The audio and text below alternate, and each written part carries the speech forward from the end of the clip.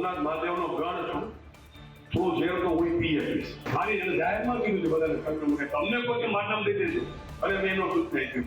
સાચા સારા કામો કરતા મને કોઈ કઈ અડચણ આવે તો મારું નામ દઈ દેજો, એટલે જ લોકો મારા નામનું બિલ ફાડે છે. મારો હેતુ એટલો જ છે કે આ જિલ્લાના જે ગ્રાન્ટ આવે છે, જેના માટે આવે છે, બજેટમાં જે પ્રોવિઝન થાય છે, આપણા સન્માનીય સંસદ સભ્યશ્રી, ધારાસભ્યશ્રીઓ જે કામ સૂચવે છે, લોકોની માંગણીને ધ્યાનમાં રાખીને જો એ અમે સમય મર્યાદામાં પૂરા ના કરી શકીએ તો અમને આ હોદ્દા પર બેસવાનો કોઈ હક નથી. લોક કલાકાર દેવાયત ખબરની ગાડી પર હુમલાનો મામલો સામે આવ્યો હતો.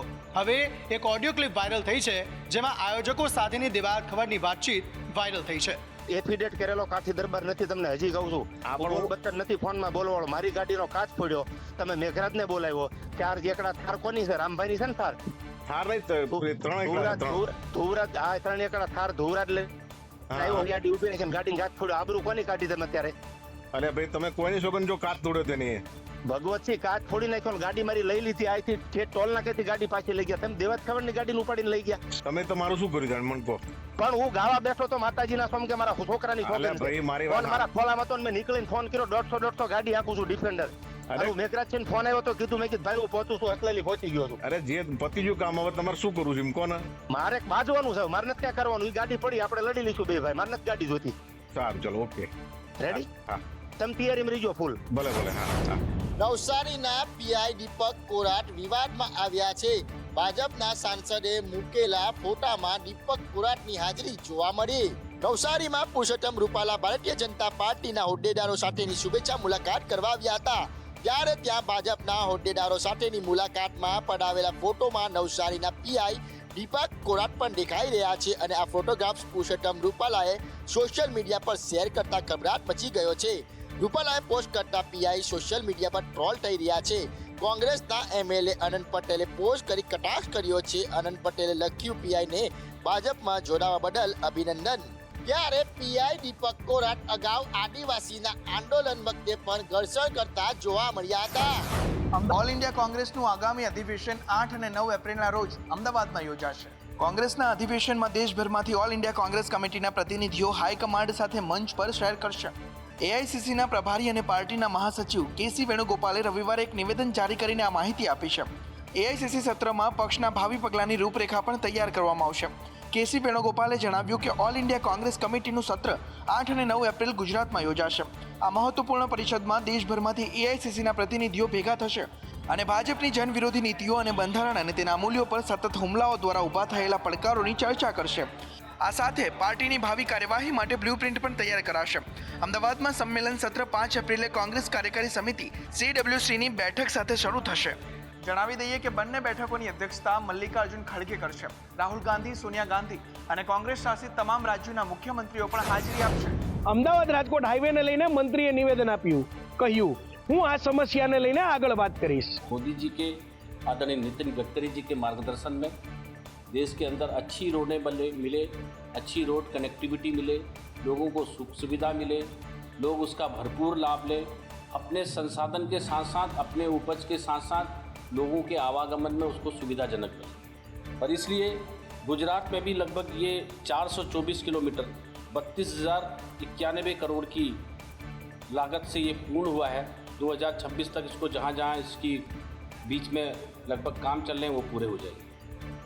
अमृतसर जामनगर ये टोटल कॉस्ट लगभग 22,500 करोड़ रुपए की है. છેલ્લા ઘણા સમયથી રાજકોટ અમદાવાદ હાઈવે ઉપર બ્રિજની કામગીરી ચાલી રહી છે, જેને કારણે લોકોને હાલાકી ભોગવવી પડી રહી છે. સુરતમાં તસ્કરોએ બીજેપી કોર્પોરેટરના ઘરને જ નિશાન બનાવ્યું અને 14 લાખની ચોરી કરી ફરાર થઈ ગયા. સુરતના અડાજણમાં ગણેશ પાર્ક સોસાયટીમાં રહેતા 51 વર્ષીય વૈશાલીબેન શાહ સુરત મહાનગરપાલિકાના વોર્ડ નંબર 11 અડાજણ ગોરાટના કોર્પોરેટર છે.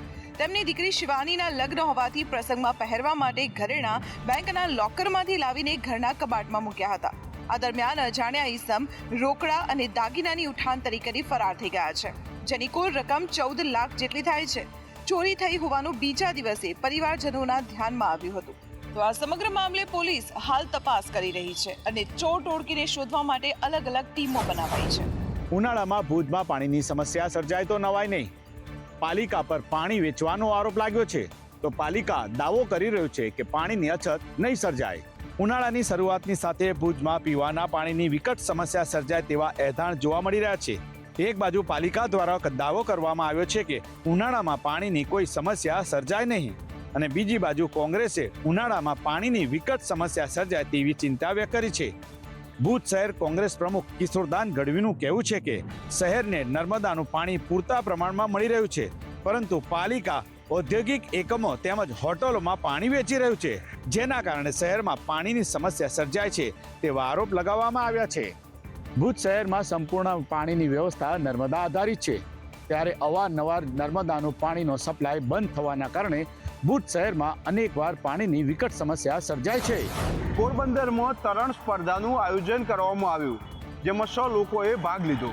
પોરબંદરમાં સમુદ્ર કિનારે શ્રીરામ સ્વિમિંગ ક્લબ દ્વારા તરણ સ્પર્ધા યોજવામાં આવી છે, જેમાં 100થી વધુ લોકોએ ભાગ લીધો હતો. પ્રથમ દિવસે 1 કિમીની અને બીજા દિવસે 5 કિમીની સ્પર્ધા યોજાઈ છે, જેમાં 6 વર્ષથી 60 વર્ષ સુધીના ઉંમરના સ્પર્ધકોએ ભાગ લીધો હતો. મહત્વનું છે કે શ્રીરામ સ્વિમિંગ ક્લબ છેલ્લા 25 વર્ષથી તરણ સ્પર્ધાનું આયોજન કરવામાં આવે છે. ખાસ કરીને દેશ વિદેશથી લોકો પોરબંદરના સમુદ્રમાં તરણ સ્પર્ધા નિહાળવા અને તરણ સ્પર્ધામાં ભાગ લેવા આવતા હોય છે.